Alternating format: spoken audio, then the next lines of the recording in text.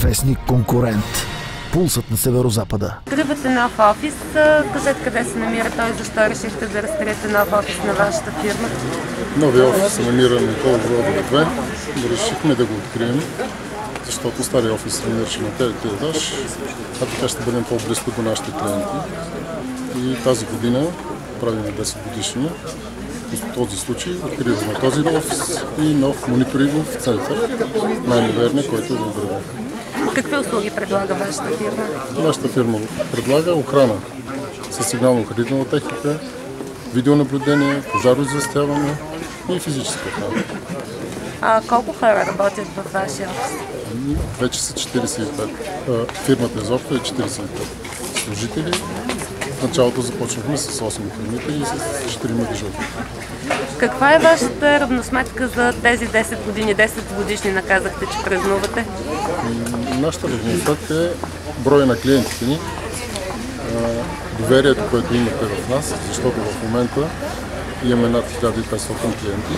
Това значи, че сме положили огромен труд, за да могат тези хора да ни се доверят на нас. По-сигурно ли стана Враца, откакто има Ситисот 10? Предполагам, че по-сигурно. Работим заедно с други охранителни фирми, но ние сме регионална фирма, най-добрите в Северозапад.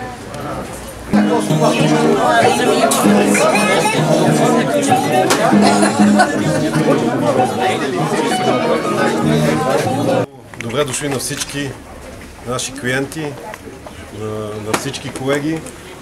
Искам да се обърна с едно голямо благодаря първо към клиентите, които са уважили нашия празник. Благодаря ви за доверието, което имате към нас. Благодаря на колегите. На тях трябва да им благодаря за много неща и замисляйки се за старта ни през 2005 година, обмисляйки, анализирайки, защото смятам, че Ситисот е една успешна фирма, анализирайки откъде идва успеха, се запитвах, успеха е от това, че е моята идея, инвестицията, която направих, дали това е важното или важното е това, че намерих в лицето на Пламен Кръстев най-добрият професионалист във Враца, доказал се и като човек, и като професионалист. Смятам, че не това е най-важното. Най-важното е труда на всички.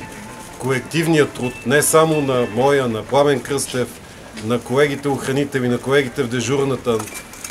Тук трябва да споменем и колегите от офиса за неоценимия им труд, за колегите от другите наши фирми, които също взеха дейно участие. Така че успеха идва, както каза Пламен, след много работа и то работа в екип. Единствено тогава се заслужава доверие, защото ние продаваме доверие. Ние не продаваме само техника. Ние продаваме доверие.